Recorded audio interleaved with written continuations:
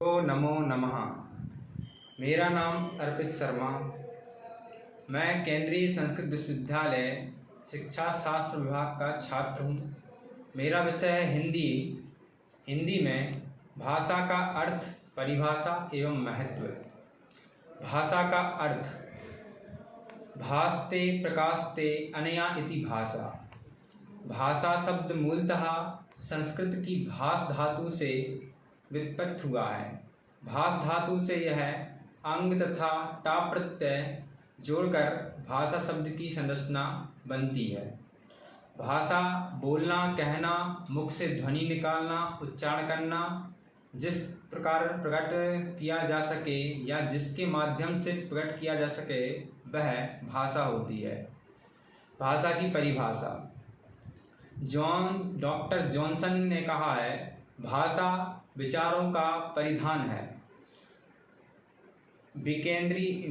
विकेंद्रीय ने कहा है, भाषा एक तरह का चिन्ह है। चिन्ह का आशय उन प्रतीकों अथवा संकेतों से है जिसके द्वारा मानव अपने विचार दूसरों पर प्रकट करता है। स्वीट्स ने कहा है, ध्वन्यात्मक शब्दों द्वारा विचारों को प्रकट करना ही भाषा कहलाती है। भाषा का महत्व: मानव जीवन के प्रत्येक क्षेत्र में भाषा का अत्यंत महत्वपूर्ण स्थान होता है। भाषा के बिना ना मानव सभ्यता और संस्कृति का अस्तित्व नहीं हो सकता और मानव पशुओं के समान जीवन व्यतीत कर रहा हो सकता है। अगर भाषा नहीं होती तो संसार के सूनेपन को भाषा में जिंदगी प्रदान नहीं की जा सकती। भाषा का महत्व निम्नलिखित तथ्यों से आंका जा सकता है। भाषा व्यक्तित्व का विकास करती है। भावना और विचारों की अभिव्यक्ति के बिना मनुष्य के व्यक्तित्व का सम्यक विकास नहीं हो सकता और भाषा अभिव्यक्ति का सशक्त साधन है। अतः भाषा मनुष्य के विकास में सहायक होती है। 3. भाषा अच्छे नागरिक पैदा करती है।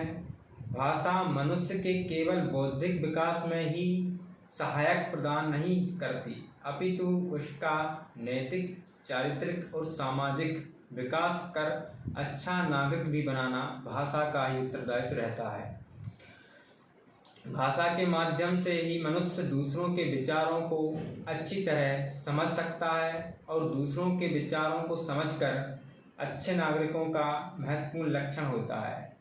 लिखित रूप: हम अपने मौखिक विचारों को किसी भी लिपि में लिखकर दूसरों तक पहुंचाना भाषा का लिखित रूप कहलाता है। भाषा का यह रूप मौखिक रूप से अपेक्षा अधिक स्वयं माना जाता है।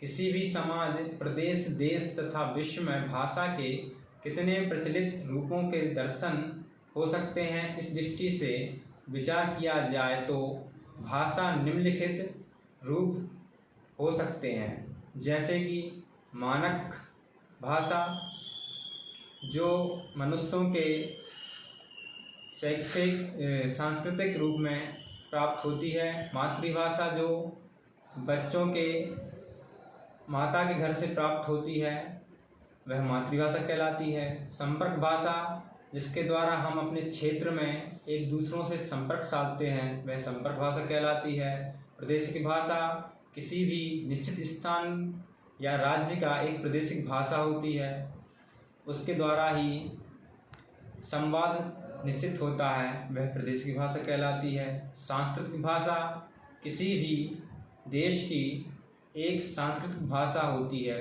जिसमें सभी धर्मों के उपदेश सुनिश्चित होते हैं।